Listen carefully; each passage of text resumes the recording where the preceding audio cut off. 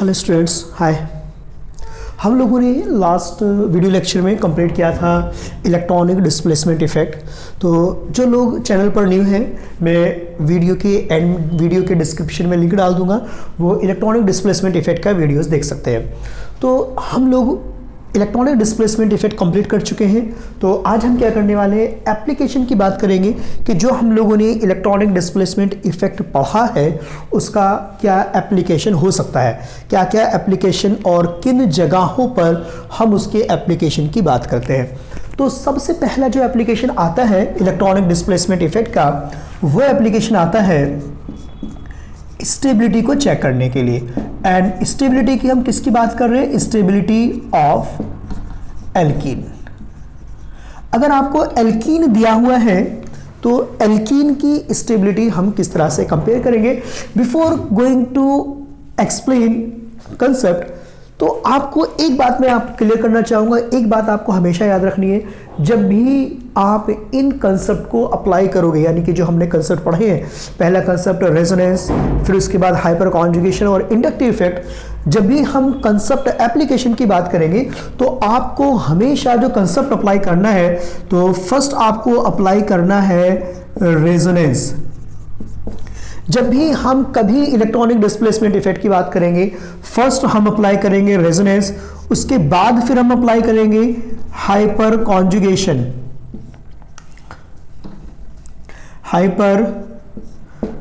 Conjugation, फिर उसके बाद हम अप्लाई करेंगे इंडक्टिव इफेक्ट।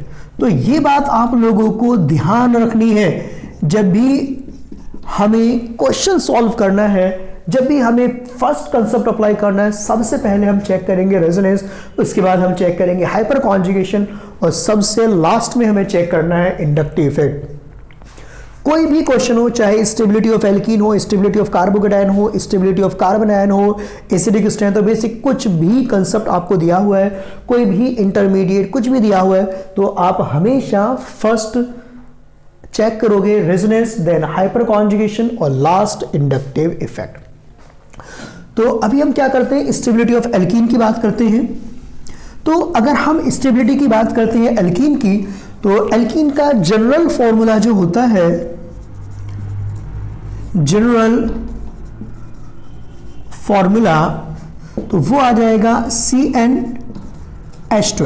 एल्कीन का जनरल फॉर्मूला होता है, डीबीई वैल्यू एल्कीन की 1 आती है। डीबीई वैल्यू मतलब डबल बॉन्ड इक्विवेलेंट वैल्यू या फिर डिग्री ऑफ अनसैचुरेशन, तो 1 आएगी। जनरल फॉर्मूला ये होता है, यानी कि एल्कीन के अंदर एक पाई बॉन्ड प्रेजेंट होगा। इस तरह से आपको पाई बॉन्ड दिया हुआ हो, एक पाई बॉन्ड दिया हुआ है।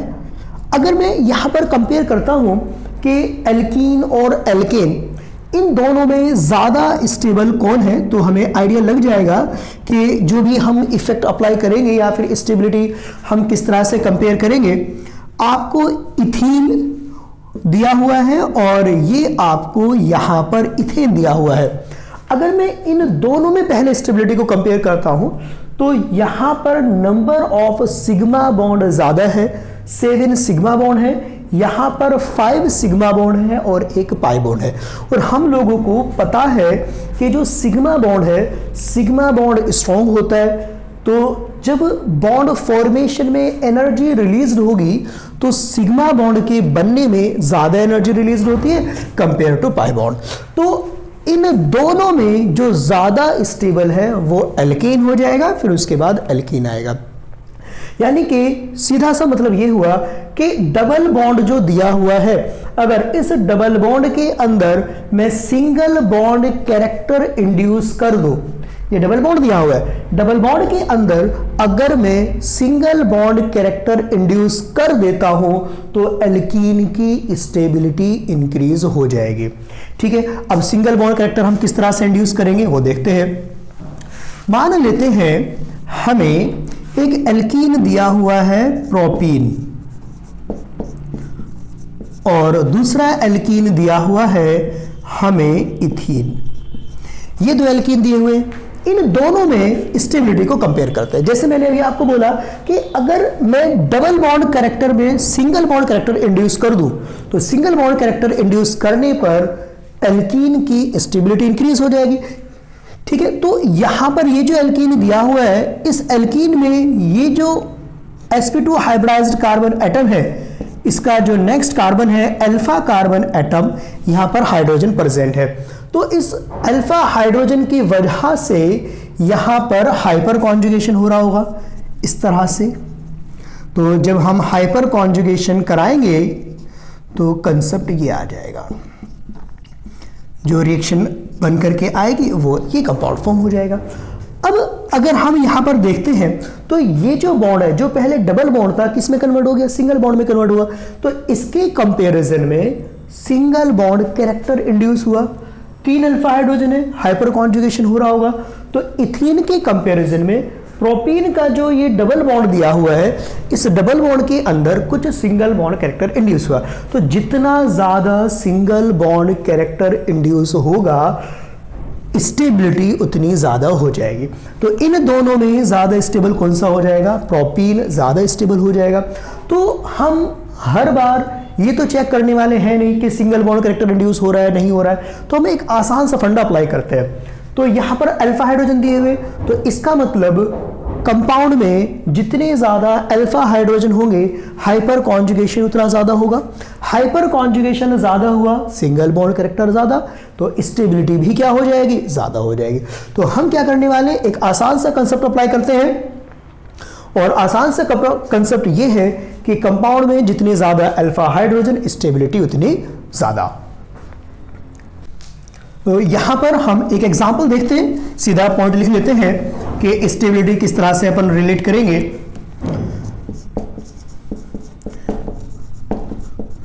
स्टेबिलिटी ऑफ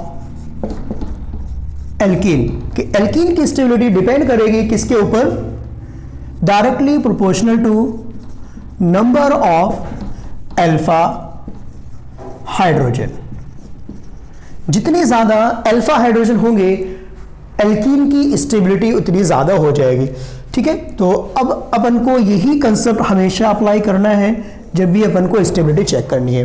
और अगर कहीं पर रेजोनेंस हो रहा होगा तो रेजोनेंस को हम प्रायोरिटी देंगे, तो ज्यादा स्टेबल रेजोनेंस वाला आ जाएगा। तो stability directly proportional to number of alpha hydrogen. तो कंपेयर करते हैं कि यहां पर आपको दिया हुआ है इथीन, ये आपको इथीन दिया हुआ है, एक दिया हुआ है आपको प्रोपीन, एक दिया हुआ है आपको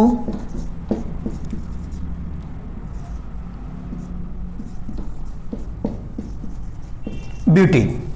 अगर मैं इन तीनों में स्टेबिलिटी को कंपेयर करता हूं, यहां पर अल्फा हाइड्रोजन 0, एक भी अल्फा हाइड्रोजन कौन सा होगा, जो जो sp2 हाइब्रिडाइज्ड कार्बन एटम है, लाइक दिस वन, ये sp2 हाइब्रिडाइज्ड कार्बन एटम है। sp2 हाइब्रिडाइज्ड का next sp3 hybridised carbon atom, sp2 का नेक्स्ट sp3, ये सारी चीजें हम लोग बहुत अच्छे से डिस्कस कर चुके हैं हाइपर कॉन्जुगेशन के अंदर। तो डिस्क्रिप्शन में आपको लिंक मिल जाएगा वीडियो का, तो वहां पर आप इसको स्टडी कर सकते हो, वीडियो देख सकते हो। तो ये दिया हुआ है आपका sp2 हाइब्रिडाइज्ड नेक्स्ट sp3, तो इस पर जितने भी हाइड्रोजन होंगे वो सारे अल्फा हाइड्रोजन हो जाएंगे। तो यहां पर अल्फा हाइड्रोजन कितने हैं, 3, यहां पर sp2 नेक्स्ट sp3, तो यहां पर अल्फा हाइड्रोजन कितने आ गए, 2 आ गए। तो अब अगर हम स्टेबिलिटी की बात करते हैं तो सबसे ज्यादा स्टेबल कौन सा हो जाएगा, जिसके अंदर अल्फा हाइड्रोजन ज्यादा, यानी कि सबसे ज्यादा स्टेबल सेकंड के बाद यहां पर 2 अल्फा हाइड्रोजन, सेकंड के बाद आ जाएगा third, and then first one. तो इस तरह से हम यहां पर स्टेबिलिटी को कंपेयर कर सकते हैं। नेक्स्ट एग्जांपल देखते हैं।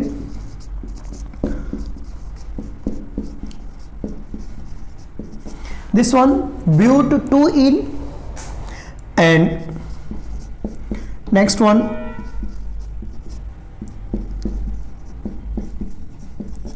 2-methyl-2-butene,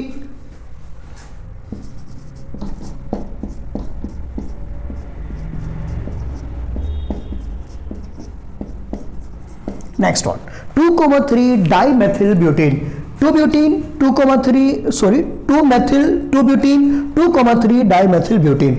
अब अगर मैं यहां पर number of alpha hydrogen count करता हूं 3 and 3 6 अल्फा हाइड्रोजन, यहां पर काउंट करता हूं 3 and 3 9 अल्फा हाइड्रोजन, यहां पर काउंट करते हैं 3 6 9 and 12 alpha hydrogen.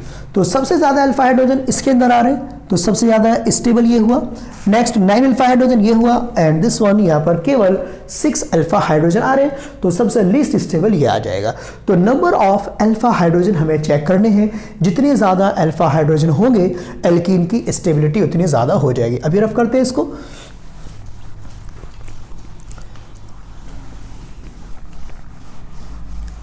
Okay, next part देखते हैं, इसी के और क्वेश्चंस देखते हैं तो थोड़ा और आइडिया लग जाएगा।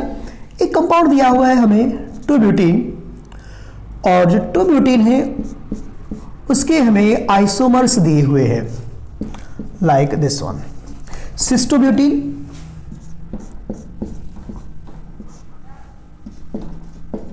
This one trans 2 butene, and एक आइसोमर इसका और दिया हुआ है, वो है आइसोब्यूटीन। अपने पास 3 आइसोमर है। अब अगर हम इन तीनों में अल्फा हाइड्रोजन काउंट करते हैं 6 alpha hydrogen 6 alpha hydrogen 6 alpha hydrogen, तीनों में number of alpha hydrogen same है।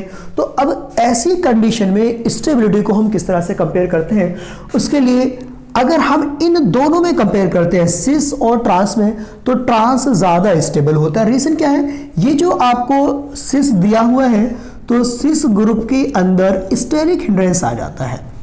ये 2 ग्रुप सेम साइड होंगे तो इनमें स्टेरिक हिंड्रेंस आएगा, लेकिन ट्रांस में दोनों ग्रुप अपोजिट साइड होंगे तो इसमें स्टेरिक हिंड्रेंस कम रहेगा। तो ट्रांस सिस से ज्यादा स्टेबल होता है ड्यू टू स्टेरिक हिंड्रेंस। अब कंडीशन आती है कि इसमें किस तरह से कंपेयर करेंगे, नंबर ऑफ अल्फा हाइड्रोजन तो सेम ही है, तो इसको कंपेयर करने के लिए हम यहां पर कंसेप्ट अप्लाई करेंगे। मान लेते हैं कि हम इसकी हाइपर कॉन्जुगेटिव स्ट्रक्चर बना रहे हैं। ये कंपाउंड दिया हुआ है, अगर मैं इसकी हाइपर कॉन्जुगेटिव स्ट्रक्चर बनाता हूं, चेक कर रहा हूं कि हाइपर कॉन्जुगेशन किस तरह से हो रहा होगा। मैंने हाइपर कॉन्जुगेशन कराया, तो हाइपर कॉन्जुगेशन कराने पर ये कंपाउंड बनता है। जब हम हाइपर कॉन्जुगेशन कराते हैं तो ये इंटरमीडिएट, सॉरी यहां पर हाइड्रोजन नहीं है, ओके, तो जब हम हाइपर कॉन्जुगेशन कराते हैं ये बनता है। अभी जो एनायन बना है वो 1 डिग्री एनायन बना है। अगर मैं इन दोनों में से किसी में भी हाइपर कॉन्जुगेटिव स्ट्रक्चर बनाता हूं, तो जो एनायन बन करके आएगा वो आपका यहां पर 2 डिग्री एनायन बनेगा। इस तरह से मैं चाहे ट्रांस में कराऊं या फिर मैं सिस में कराऊं, तो जो एनायन बनेगा वो 2 डिग्री बनेगा। तो जो 1 डिग्री एनायन है वो ज़्यादा स्टेबल होता है कंपेयर टू 2 डिग्री एनायन, तो इसीलिए ये ज़्यादा स्टेबल होगा सिस और ट्रांस दोनों के कंपैरिजन में। तो अगर हम स्टेबिलिटी की बात करते हैं, इसको अपन ने 1A बोला, इसको अपन ने B बोला, और इसको हम बोल रहे हैं C। तो सबसे ज़्यादा स्टेबल कौन सा हो जाएगा, C सबसे ज़्यादा स्टेबल हो जाएगा। रीज़न क्या है, क्योंकि जो इंटरमीडिएट हाइपर कॉन्जुगेटिव स्ट्रक्चर जो बनेगी वो इन दोनों के कंपैरिजन में ज़्यादा स्टेबल बनेंगे। C के बाद आ जाएगा B और B के बाद आ जाएगा A। इन दोनों में क्या रीज़न आएगा, स्टेरिक हिंड्रेंस, स्टेरिक हिंड्रेंस। तो जो ट्रांस वाला है वो स्टेरिक हिंड्रेंस की वजह से ज़्यादा स्टेबल होगा, और जो C वाला है ये क्यों स्टेबल होगा, क्योंकि hyperconjugative structure are more stable. ठीक है, तो यहां पर हाइपर कॉन्जुगेटिव स्ट्रक्चर मैंने बना दी है, तो C वाला ज्यादा स्टेबल होगा ए और बी के कंपैरिजन में, क्योंकि उसकी हाइपर कॉन्जुगेटिव स्ट्रक्चर ज़्यादा स्टेबल है और बी जो कि ट्रांस है सिस से ज़्यादा स्टेबल होगा। क्यों? क्योंकि स्टेरिक हिंड्रेंस है। तो इस तरह से हम यहाँ पर कंपेयर कर सकते हैं। अभी मैं इसको रफ कर रहा हूँ।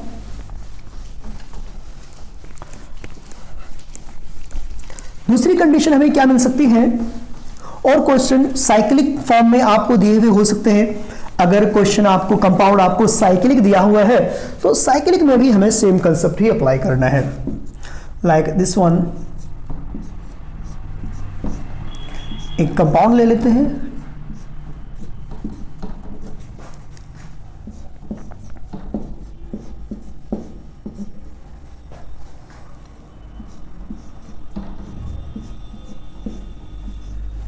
ओके ये 4 कंपाउंड्स हमें दिए हुए हैं, 4 एल्कीन दिए हुए हैं। इन चारों में स्टेबिलिटी को कंपेयर करते हैं कि इन चारों में किसकी स्टेबिलिटी ज़्यादा होगी और किसकी स्टेबिलिटी कम होगी। यहाँ पर alpha hydrogen 3 to 5 and to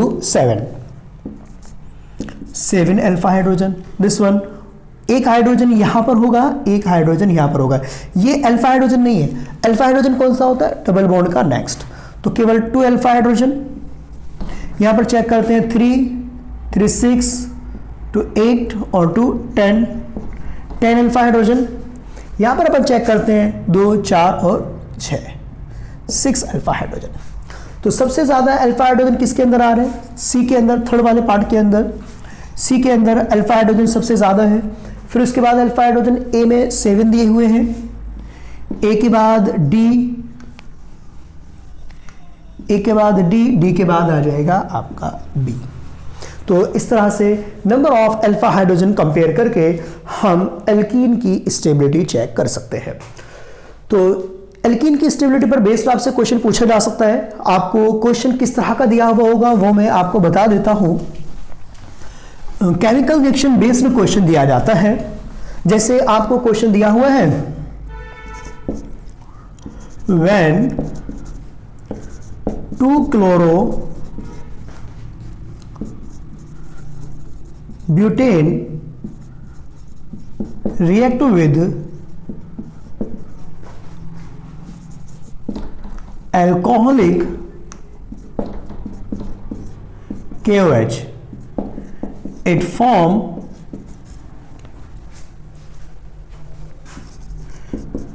alkene as a major product. ठीक है, तो आपको बोल दिया 2 क्लोरोब्यूटेन है। 2 क्लोरोब्यूटेन की रिएक्शन करा रहे हैं अपन किसके साथ? KOH के साथ। तो KOH के साथ रिएक्शन कराने पर alkene as a major product बनकर के आ रहा है। तो कौन सा एल्कीन मेजर प्रोडक्ट बनेगा वो अपन को चेक करना है। तो अपने पास ऑप्शन है, पहला एल्कीन हमने बना दिया 1 ब्यूटीन, दूसरा एल्कीन हमने बना दिया ट्रांस 2 ब्यूटीन, थर्ड एल्कीन अपन ने बना दिया second cis 2 butene, third one trans 2 butene, and fourth option मिल सकता है B and C in equal amount. ठीक है, तो क्वेश्चन करना किस तरह से है ये पहले वो देखते हैं। आपको 2 क्लोरोब्यूटेन दिया हुआ है,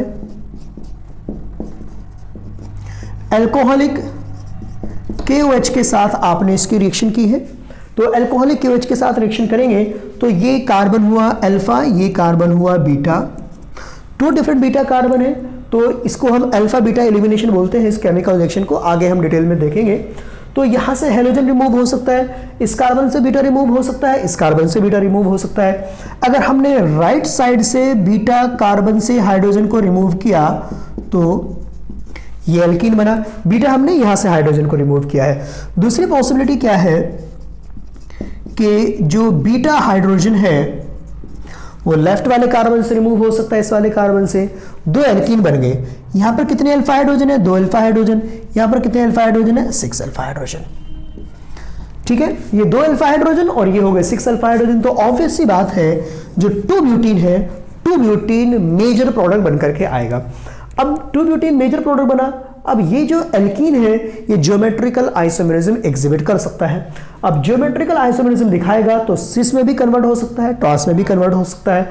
और अभी अभी हम लोगों ने देखा है कि जो ट्रांस है वो सिस से ज़्यादा स्टेबल होता है, तो मेजर प्रोडक्ट क्या आ जाएगा, ट्रांस टू ब्यूटीन। तो इस तरह से हमें ये क्वेश्चंस करने होते हैं। ओके, तो stability of alkene, I think आप इस तरह के क्वेश्चंस कर लोगे इजीली, ज़्यादा कॉम्प्लिकेटेड क्वेश्चंस यहाँ से नहीं आते हैं।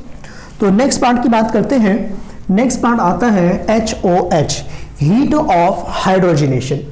सेकेंड एप्लीकेशन, फर्स्ट एप्लीकेशन हम देख चुके हैं। First application was stability of alkene. Second application heat of hydrogenation of alkene. Alkene का हीट ऑफ हाइड्रोजनेशन। तो हीट ऑफ हाइड्रोजनेशन का मतलब क्या है, पहले ये मतलब समझने की कोशिश करते हैं। अगर हम एल्कीन का हाइड्रोजनेशन कराते हैं तो एल्कीन किस में कन्वर्ट हो जाता है, एल्कीन में कन्वर्ट हो जाता है। और जब एल्कीन में कन्वर्ट होगा, जैसे मैंने भी आपको बताया था लेक्चर के स्टार्टिंग में कि एल्कीन के अंदर एक पाई बॉन्ड होता है, एल्कीन के अंदर सारे सिग्मा बॉन्ड होते हैं। तो जो एल्कीन है वो ज़्यादा स्टेबल होगा, तो कुछ अमाउंट में एनर्जी रिलीज होगी, तो उसी को ही अपन क्या बोलते हैं, हीट ऑफ हाइड्रोजनेशन। आगे देखते हैं, when hydrogenation of alkene is carried out in presence of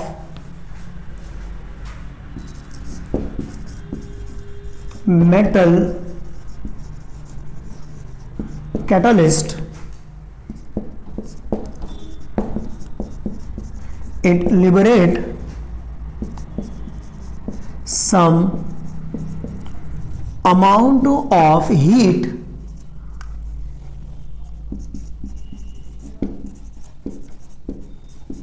which is called heat of hydrogenation. कुछ अमाउंट में हीट लिबरेट होती है, तो उस हीट को ही हम क्या बोलते हैं, हीट ऑफ हाइड्रोजनेशन बोलते हैं। और जो हीट लिबरेट होगी, हीट लिबरेट होने का रीज़न क्या है वो मैं आपको बताता हूँ। तो आप वीडियो पॉज करके इसको नोट कर सकते हो, मैं इसको रफ कर रहा हूँ, आगे देखते हैं। तो जो हीट रिलीज हो रही है वो हीट क्यों रिलीज हो रही है, पहले हम वो रीज़न देखने की कोशिश करते हैं। जैसे अभी आपको ये कंपाउंड दिया हुआ है, ये कंपाउंड आपको दिया हुआ है, ये इथीन है।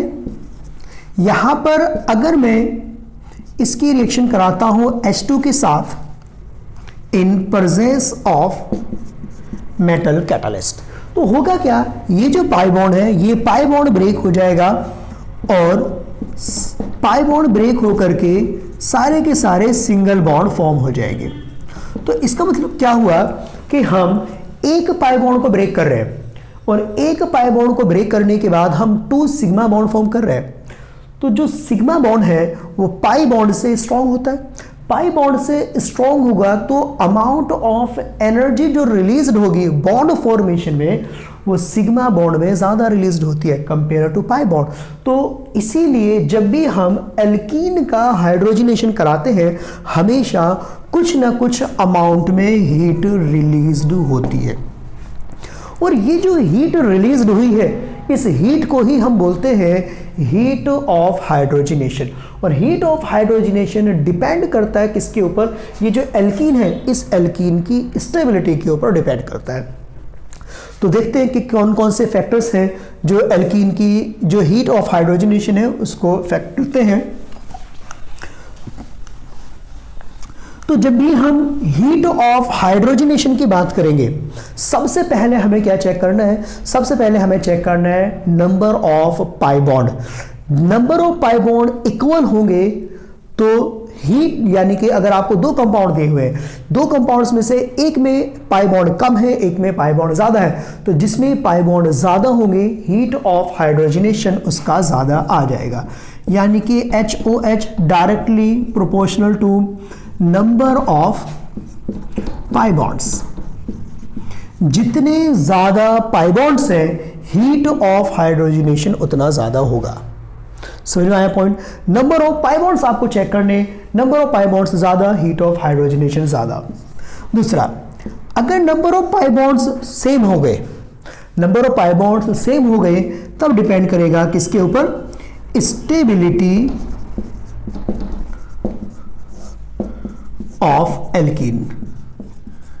एल्कीन जितना ज्यादा स्टेबल होगा हीट ऑफ हाइड्रोजनेशन उसका उतना कम आ जाएगा। अब ये कंसेप्ट किस तरह से आया कि एल्कीन की स्टेबिलिटी ज्यादा, हीट ऑफ हाइड्रोजनेशन कम आ जाएगा, तो इस कंसेप्ट को समझने की कोशिश करते हैं।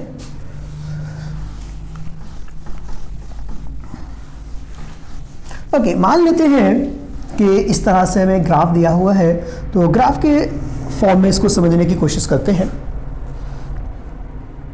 तो अपने पास दो एल्कीन है, एक एल्कीन दिया हुआ है हमें ब्यूट1इन और दूसरा एल्कीन दिया हुआ है हमें ब्यूट2इन। इस तरह से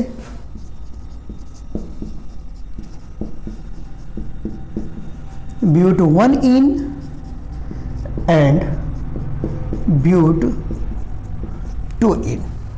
अगर मैं इन दोनों में स्टेबिलिटी को कंपेयर करता हूं तो ज्यादा स्टेबल कौन सा है?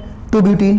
तो 2-ब्यूटीन की जो पोटेंशियल एनर्जी है वो 1-ब्यूटीन से कम आएगी, यानी कि मान लेते हैं कि 1-ब्यूटीन की ये आपको एनर्जी दी हुई है, ये आपको हीट दिया हुआ है, सॉरी ये आपको एनर्जी दी हुई है, ये एनर्जी का एक्सिस है और ये रिएक्शन प्रोसेस। तो इस तरह से हम यहाँ पर कंपेयर कर रहे हैं। तो और जब हम इन दोनों का हाइड्रोजनेशन कराते हैं कैटलिस्ट की प्रेजेंस में, तो ब्यूटेन ही फॉर्म होता है। तो मान लेते हैं कि ये कंपाउंड दिया हुआ है, यहाँ पर मैंने पहले ये कंपाउंड लेते हैं, मैंने इसका हाइड्रोजनेशन कराया। हाइड्रोजनेशन कराने के बाद कुछ इस तरह से रिएक्शन हो गई और ये ब्यूटेन फॉर्म हो गया। ठीक है, अब यहाँ पर ये वाला पार्ट है, यहाँ पर अपन ने हाइड्रोजनेशन कराया इसका, और सॉरी जो फाइनल प्रोडक्ट आ रहा है, फाइनल प्रोडक्ट दोनों का सेम ही आएगा। तो इस तरह से हम यहाँ पर रिएक्शन को कराएंगे, तो ये प्रोडक्ट फॉर्म हो गया। यहाँ पर स्टार्टिंग में जो मैंने एनर्जी ली है वो एनर्जी डिफरेंट ली है। क्यों डिफरेंट ली है? क्योंकि दोनों एल्कीन की स्टेबिलिटी डिफरेंट है। फाइनल में दोनों की एनर्जी मैंने सेम ली है। क्यों? क्योंकि फाइनल प्रोडक्ट दोनों का सेम आ रहा है। तो ये जो कंपाउंड है ये है आपका 2-ब्यूटीन,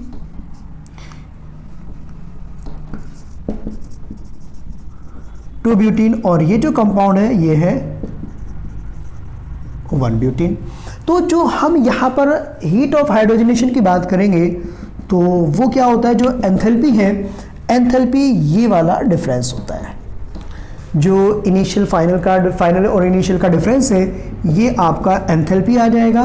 तो अगर आप यहाँ पर चेंज की बात करते हो तो ये जो चेंज आया है ये डेल्टा H1 ये 2-ब्यूटीन के लिए आया है, और ये जो डेल्टा H2 आया है ये किसके लिए आया है? 1-ब्यूटीन के लिए। तो जो एनर्जी का डिफरेंस आ रहा है वो 2-ब्यूटीन के लिए कम आ रहा है, 1-ब्यूटीन के लिए ज़्यादा आ रहा है। तो इसका मतलब जो हमने पॉइंट लिखा था कि heat of hydrogenation is inversely proportional to stability of alkene, तो उस पॉइंट को हम यहाँ पर एक्सप्लेन कर पा रहे हैं। क्योंकि फाइनल प्रोडक्ट दोनों का सेम आ रहा है, तो जिसकी स्टेबिलिटी ज़्यादा, heat of hydrogenation come, stability come, heat of hydrogenation ज़्यादा, तो हम यहाँ पर इस तरह से कंपेयर कर लेंगे। ओके, तो इसी को और आगे देखते हैं, कुछ कंपाउंड्स को कंपेयर करते हैं।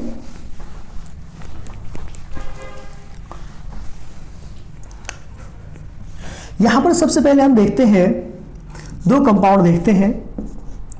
एक कंपाउंड ये दिया हुआ है और एक कंपाउंड आपको ये दिया हुआ है। दोनों के अंदर number of pi bonds different है। तो तो जो HOH है जिसके पाई बॉन्ड ज़्यादा होंगे उसके लिए HOH ज़्यादा। यह आ गया। दूसरी कंडीशन हम देखते हैं, अगर हम पाई बॉन्ड्स सेम कर लेते हैं, इस तरह की कंडीशन हमें दी हुई है।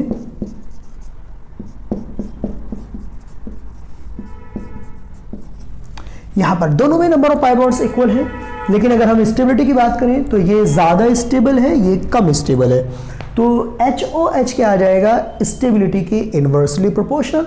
ये ज़्यादा स्टेबल तो HOH इसके लिए कम आ जाएगा। तो HOH का सीधा सीधा मतलब है एल्कीन की स्टेबिलिटी के इन्वर्सली प्रोपोर्शनल। एक एग्जांपल और देखते हैं।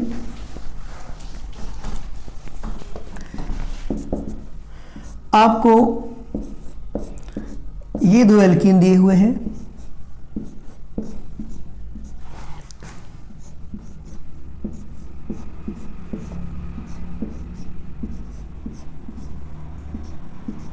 ओके, ये 4 एल्कीन है, इन चारों में स्टेबिलिटी को कंपेयर करना है। सबसे पहले नंबर ऑफ पाई बॉन्ड्स, इन दोनों में पाई बॉन्ड्स इक्वल हैं और इन दोनों में पाई बॉन्ड्स इक्वल हैं।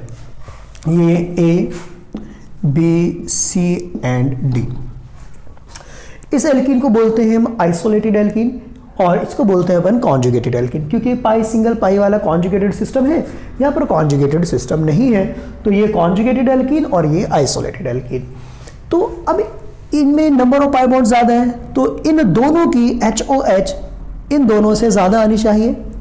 अब इन दोनों में अगर हम कंपेयर करते हैं तो ये वाला ज़्यादा स्टेबल है, तो जो ज़्यादा स्टेबल है उसका HOH कम होगा, तो B greater than A।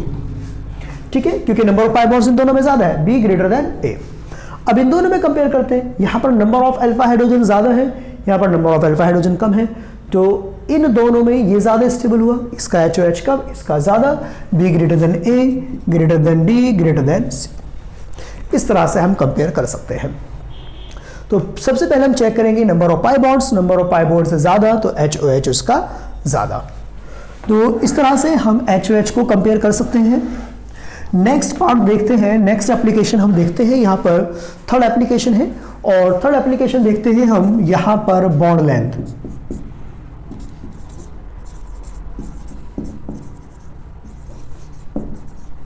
Bond length, किन्हीं भी दो एटम के बीच की जो डिस्टेंस है, एवरेज डिस्टेंस है, उसको हम क्या बोलते हैं, बॉन्ड लेंथ बोलते हैं। एवरेज डिस्टेंस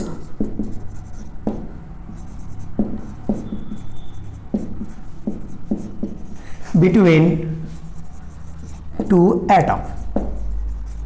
तो किन्हीं भी टू एटम के बीच की कंपाउंड के अंदर, यहां पर हम कंपाउंड के अंदर बात कर रहे हैं कि कंपाउंड बन चुका है, तो उस कंपाउंड में किन्हीं भी दो एटम के बीच की जो डिस्टेंस है उसको अपन क्या बोलते हैं, यहां पर बोल रहे हैं हम उसको बॉन्ड लेंथ। तो जो बॉन्ड लेंथ है, बॉन्ड लेंथ डिपेंड करती है बॉन्ड ऑर्डर के ऊपर। अब बॉन्ड ऑर्डर क्या है, बॉन्ड ऑर्डर का मतलब होता है number of bonds between two atom. कोई भी दो एटम दिए हुए, उन दो एटम के बीच कितने नंबर ऑफ बॉन्ड्स प्रेजेंट है उसको बोलते हैं हम बॉन्ड ऑर्डर। तो जो बॉन्ड लेंथ है, बॉन्ड लेंथ डिपेंड करेगा किसके ऊपर, बॉन्ड ऑर्डर के ऊपर। तो बॉन्ड ऑर्डर क्या है वो भी देख लेते हैं।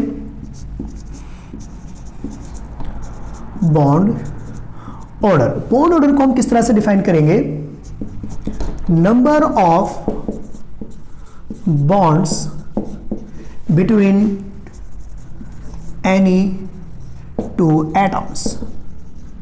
किन्हीं भी टू एटम्स के बीच जो नंबर ऑफ बॉन्ड्स हैं उसको बोलते हैं हम यहां पर बॉन्ड ऑर्डर। तो bond order and bond length का जो रिलेशन आता है वो रिलेशन यहां पर डिफरेंट इनवर्स रिलेशन आता है। चेक कर लेते हैं। ये कार्बन कार्बन का सिंगल बॉन्ड दिया हुआ है, ये कार्बन कार्बन का डबल बॉन्ड और ये कार्बन कार्बन का ट्रिपल बॉन्ड। तो अगर हम बॉन्ड ऑर्डर की बात करते हैं, बॉन्ड ऑर्डर कार्बन कार्बन का एक बॉन्ड, बॉन्ड ऑर्डर 1, यहां पर दो बॉन्ड, बॉन्ड ऑर्डर 2, यहां पर तीन बॉन्ड, बॉन्ड ऑर्डर 3। और अगर हम बॉन्ड लेंथ की बात करते हैं तो कार्बन कार्बन का सिंगल बॉन्ड की बॉन्ड लेंथ आ जाएगी 1.54 एंगस्ट्रॉम। यहां पर इसकी बॉन्ड लेंथ आती है 1.34 एंगस्ट्रॉम।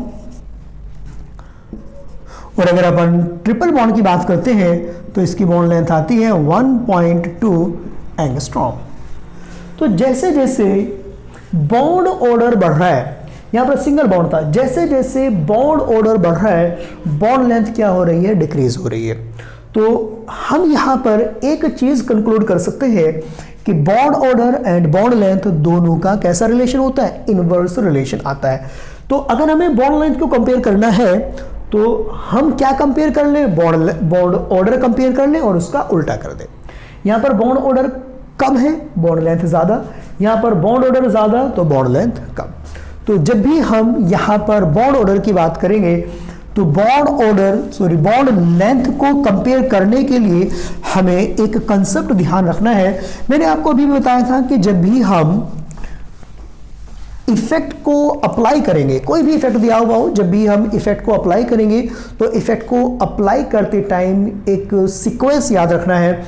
और वो सीक्वेंस क्या था, सबसे पहले कौन सा इफेक्ट अप्लाई करना है अपन को, रेजोनेंस, उसके बाद कौन सा इफेक्ट अप्लाई करना है, हाइपर कॉन्जुगेशन, और सबसे लास्ट में कौन सा इफेक्ट अप्लाई करना है अपन को, इंडक्टिव इफेक्ट। तो सबसे पहले कौन सा इफेक्ट, रेजोनेंस। हमेशा ये आपको ध्यान रखना है, मैं बार बार ये बात रिपीट कर रहा हूं, अगर आपने सीक्वेंस का जो इफेक्ट है, इफेक्ट का सीक्वेंस चेंज कर दिया तो आपका आंसर गलत। तो रेजोनेंस के बाद hyper conjugation and hyper conjugation के बाद इंडक्टिव इफेक्ट। हमेशा इफेक्ट आपको इस सीक्वेंस में अप्लाई करने हैं। तो जब भी हम बॉन्ड ऑर्डर की बात करेंगे या बॉन्ड लेंथ की बात करेंगे तो एक पॉइंट याद रखेंगे हम यहां पर, ये आप नोट पॉइंट बोल दो या फिर इंपॉर्टेंट, जैसे भी हो, डायरेक्ट अपन यहां पर फंडा यूज कर रहे हैं तो इस फंडे का यूज करके हम डायरेक्ट आंसर सॉल्व कर सकते हैं।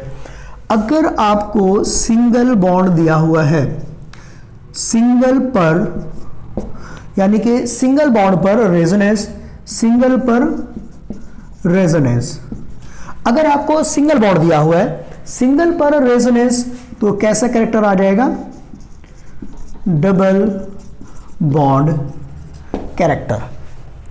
सिंगल बॉन्ड है, सिंगल बॉन्ड के ऊपर रेजोनेंस हो रहा है तो कैसा कैरेक्टर आ गया, double bond character. Double bond character आने का मतलब जो बॉन्ड लेंथ है वो क्या हो गई, डिक्रीज हो गई। अगर कोई सिंगल बॉन्ड दिया हुआ था, सिंगल बॉन्ड के ऊपर रेजोनेंस हुआ, रेजोनेंस होने पर डबल बॉन्ड कैरेक्टर आ गया तो उसकी बॉन्ड लेंथ क्या हो गई, डिक्रीज हो गई। अगर आपको डबल बॉन्ड दिया हुआ है, डबल पर रेजोनेंस, डबल बॉन्ड दिया हुआ है, डबल बॉन्ड पर रेजोनेंस हो रहा है तो कैसा कैरेक्टर आ जाएगा, सिंगल बॉन्ड कैरेक्टर। और सिंगल बॉन्ड कैरेक्टर आने का मतलब जो बॉन्ड लेंथ है वो क्या हो जाएगी, इंक्रीज हो जाएगी। सिंगल पर रेजोनेंस, डबल बॉन्ड कैरेक्टर तो बॉन्ड लेंथ डिक्रीज हुई, डबल बॉन्ड पर रेजोनेंस तो single bond character, bond length increase. Application देखते हैं किस तरह से हमें अप्लाई करना है। ये दो लाइन आपको याद रखनी है बस जो हमने अभी की है, सिंगल पर रेजो डबल कैरेक्टर, डबल पर रेजो सिंगल कैरेक्टर, तो आपके बॉन्ड लेंथ के सारे क्वेश्चंस हो जाएंगे। जैसे आपको एक कंपाउंड दिया हुआ है क्लोरोबेंजीन एंड क्लोरोसाइक्लोहेक्सेन, क्लोरोबेंजीन, क्लोरोसाइक्लोहेक्सेन, आपको कार्बन Cl बॉन्ड लेंथ का ऑर्डर बताना है, ठीक है। अगर हम यहां पर चेक करते हैं, क्लोरीन के पास लोन पेयर प्रेजेंट है, कॉन्जुगेटेड सिस्टम है, और अगर हम कॉन्जुगेशन कराएंगे तो कॉन्जुगेशन कराने पर हमें पता चला कि इस तरह से यहां पर रेजोनेंस हो रहा है। ये रेजोनेंस हुआ, यहां पर कोई रेजोनेंस नहीं है। अभी अपन ने पॉइंट बोला कि सिंगल पर रेजो डबल बॉन्ड कैरेक्टर, यहां पर सिंगल बॉन्ड था, सिंगल बॉन्ड के ऊपर रेजोनेंस हो गया। अब रेजोनेंस हो गया तो इसके अंदर कैसा कैरेक्टर आ गया, डबल बॉन्ड कैरेक्टर आ गया। डबल बॉन्ड कैरेक्टर आने का मतलब बॉन्ड ऑर्डर इंक्रीज हुआ, बॉन्ड ऑर्डर इंक्रीज तो bond length decrease.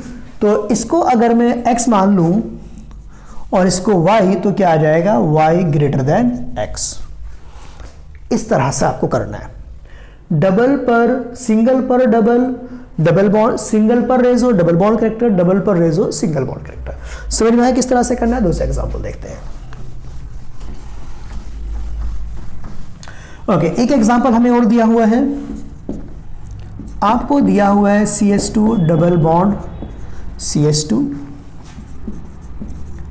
CH2 double bond CH, ये दिया हुआ है आपको, ठीक है। यहां पर ये X और ये Y, X और Y में आपको कंपेयर करना है।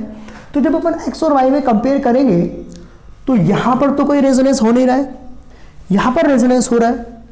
डबल सिंगल डबल रेजोनेंस करा देते हैं।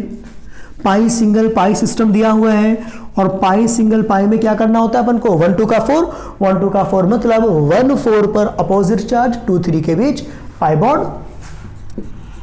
तो डबल पर हमने रेजोनेंस करा दिया, तो कैसा कैरेक्टर आ गया आप देख सकते हो। डबल पर रेजो सिंगल बॉन्ड आ गया। सिंगल बॉन्ड आने का मतलब क्या हुआ? जैसे ही सिंगल बॉन्ड आया, सिंगल बॉन्ड आने का मतलब बॉन्ड ऑर्डर डिक्रीज हुआ, तो बॉन्ड लेंथ इंक्रीज, तो क्या ऑर्डर आ जाएगा? y greater than x। तो यहां पर तो अभी रेजोनेंस हो रहा था दोनों ही कंडीशन में। एक एग्जांपल देखते हैं जिसके अंदर आपको रेजोनेंस नहीं मिलेगा। ये कंपाउंड दिया हुआ है, दोनों में से किसी में भी रेजोनेंस नहीं हो रहा है, रेजोनेंस नहीं हो रहा है। लेकिन फर्स्ट में हाइपर कॉन्जुगेशन 3 अल्फा हाइड्रोजन, यहां पर कोई भी अल्फा हाइड्रोजन नहीं है, तो हाइपर कॉन्जुगेशन की वजह से सिंगल बॉन्ड करेक्टर आ जाएगा। जितनी ज्यादा अल्फा हाइड्रोजन होंगे सिंगल बॉन्ड करेक्टर उतना ज्यादा। वीडियो के स्टार्टिंग में ही हमने देखा था, अभी लेक्चर के स्टार्टिंग में ही हमने देखा था, जब हम एल्कीन की स्टेबिलिटी को कंपेयर कर रहे थे टू ब्यूटीन और आइसोब्यूटीन के, यानी कि ट्रांसटोब्यूटीन और आइसोब्यूटीन को जब हमने कंपेयर किया था तो हाइपर कॉन्जुगेशन कराया था। तो हाइपर कॉन्जुगेशन की वजह से यहां पर कैसा कैरेक्टर आ जाएगा? सिंगल। तो ये सिंगल कैरेक्टर, यहां पर डबल, ये अपन ने x बोला हुआ है, ये y, तो क्या आ जाएगा? x greater than y। तो इस तरह से हम कंपेयर कर सकते हैं।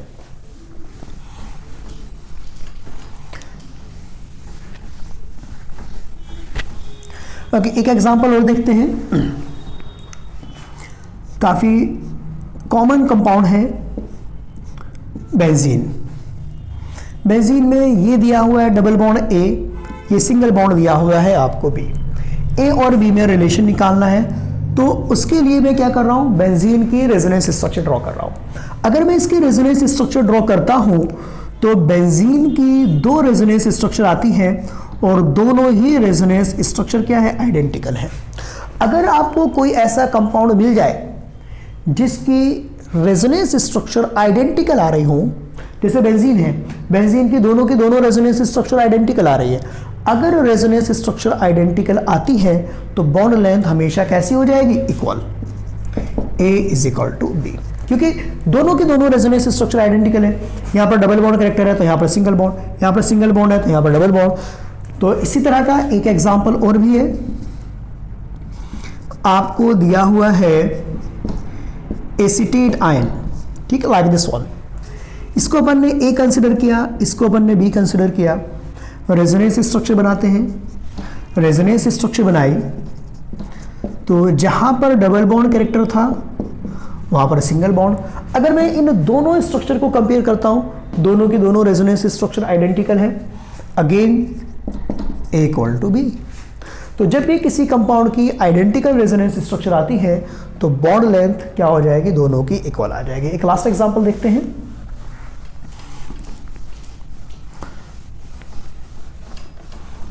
आपको एक कंपाउंड दिया हुआ है,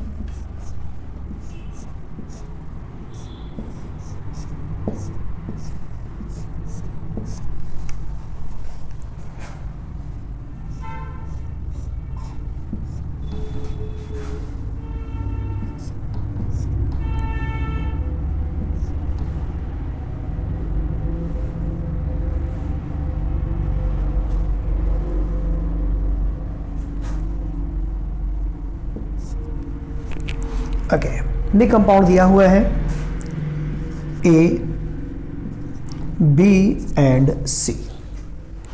इन तीनों कंपाउंड्स में आपको बॉन्ड लेंथ का ऑर्डर बताना है। तो अगर हम यहाँ पर चेक करते हैं डबल सिंगल डबल रेजोनेंस हो रहा है, प्रायोरिटी हम हमेशा किसको देंगे, रेजोनेंस को देंगे। तो सबसे ज़्यादा बॉन्ड लेंथ आ गई ए की, क्योंकि रेजोनेंस हो रहा है यहाँ पर।